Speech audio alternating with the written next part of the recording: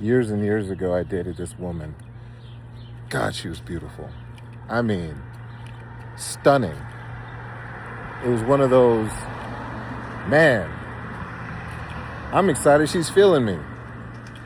Anyway, so we were dating, right? And at a certain point, I began to realize she was really negative. I mean, you know how it is. If you're with someone who's really attractive, there's a lot of things you'll deal with because she just looks really good. And so you just deal with it. Like, okay, let me just deal with that. But after a while, it began to just wear on me. Everything that was like beautiful, like it'd be a beautiful day, and she like be like, yeah, but you know, did you hear about that snake that bit that woman? You're like, what are you talking about? Like, it's just a nice day. Anyway, I found myself here. I was looking at this really beautiful person, and I was just so repulsed at the same time. I just couldn't get myself excited to even talk to her. You know that thing where you just check in just to say that you did it, but you really don't want to really talk to that person because the energy is so off? Yeah. So when we finally broke up, she was shocked. I was shocked. I used to tell my friends, I'm like, look, this is the one, da-da-da-da. But we broke up.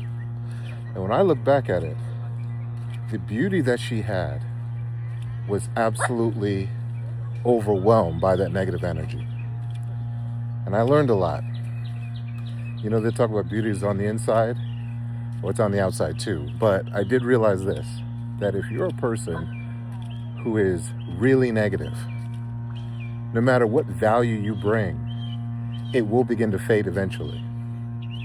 And when people look at your number on caller ID and they resist tapping it, that's an indicator that something's wrong.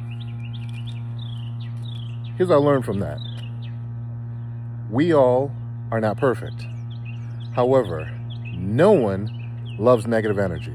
Now, I know what people are like, no, they're not really negative. No, they're negative. They're negative. They drain you. They suck the joy out of your day like a vampire getting blood out your neck. They're negative. And no matter how much you love them, because they're your blank, whatever the relationship is, there are certain people that leave you a little less filled than before you talk to them.